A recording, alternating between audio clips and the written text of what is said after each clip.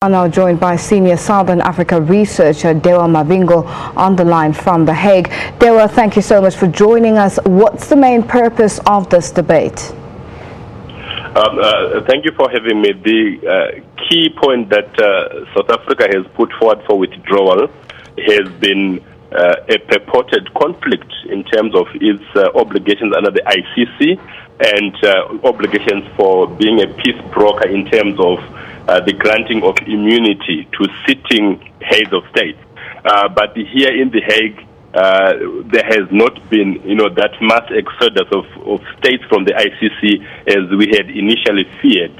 A good number of African states have reaffirmed their support for global justice and for the ICC and for the need to look at reforms from within the ICC without abandoning the court and the idea of global justice. Now, this comes at a time when the ICC sees more withdrawals by some member states. What's the status there? Well, yes, what we have in the last 2 months has been withdrawals by South Africa, Burundi, and the Gambia. And that has been all. There has not been any more beyond that, although Russia, who was never a member of the ICC, indicated that it would not join because it had just signed but never ratified the ICC treaty, the Rome Statute. But there has been a call for dialogue amongst and by African member states of the ICC to say how do we support global justice and ensure that there is a broader ICC docket beyond African states to look at, for example, now the evolving nature of the docket to include Georgia. And the chief prosecutor of the ICC, Fatou Bensouda, has indicated preliminary investigations in a number of locations beyond Africa, including alleged abuses by UK soldiers in Iraq, Afghanistan, Palestine, and Colombia. Now, Dewa, the issue of giving sitting perpetrators of human rights abuses amnesty is but one of the issues hotly debated around the ICC. Is this the way to go? It is one of the issues that South Africa has put forward, that it would want to extend immunity to a sitting head of state so that it would be able to proceed with its peacekeeping mission. But the reality and the discussions here in The Hague are that the ICC does not prevent, peace brokerage, and also that one of the core principles of the ICC is the irrelevance of official status or the lack of immunity for sitting heads. And to then remove it would be to undermine the very basis upon which the ICC and international justice is founded.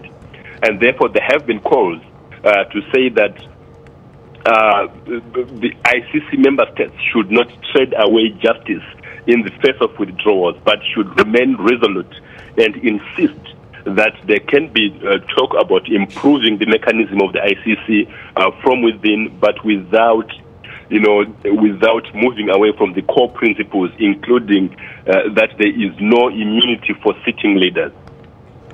The SABC spoke to ICC Chief Prosecutor Fatou Bensouda recently, and she argues that, as opposed to common belief, the ICC does not replace sovereign justice, but only complements it.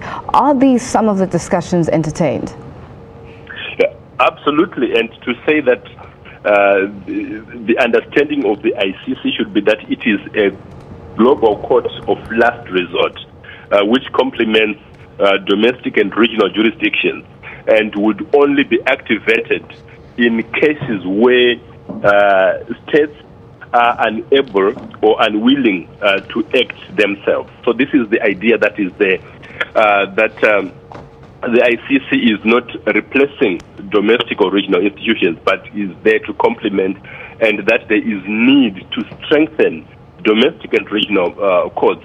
So the challenge that we have on the African continent, for example, is that the African court does not have yet that kind of criminal jurisdiction, and there has been a proposal in the Malabo Protocol, but which extends immunity to sitting heads, which is problematic as far as the ICC is concerned, and which means then, therefore, that at a regional level, there is no mechanisms to ensure international justice.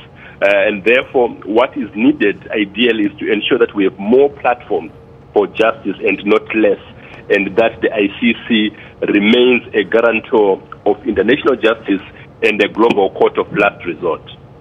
Now, earlier you touched on some of the African countries that have sort of withdrawn from the ICC. How are these withdrawals from the ICC going to affect the work of the court? There have been calls here, including by the UN Human Rights Chief Prince Zaid Hussein, to saying there is need for dialogue ongoing to look at how to make more effective, the ICC, and to continue to engage with those members that have withdrawn. So, for example, South Africa has withdrawn, but was represented by Justice Minister Masuta here, to continue to engage and find ways of having a solution that does not result in global justice being undermined. So there are ongoing discussions, and the number of African countries that have come forward to defend the ICC and call for dialogue from within include Nigeria, Ghana, Tanzania, and many others, and Lesotho as well, who believe that the way forward is not to abandon the International Criminal Court, but to find ways of strengthening it and also to take on board the concerns by African states that have been raised and find ways of addressing them by ensuring that more members join the ICC, particularly members of the UN Security Council, including the US and Russia, who are non-members but and therefore can keep themselves and their allies from the reach of international justice, and that is problematic and accepted. So there is a strong push to say we need to have global justice and to ensure that more members come on board and that there is no one who can be beyond the reach of international justice. Dewa, thank you so much for joining us. We have to leave it there for now. That was senior Southern Africa researcher Dewa Mabingo giving us the latest on withdrawals from the ICC by some member states.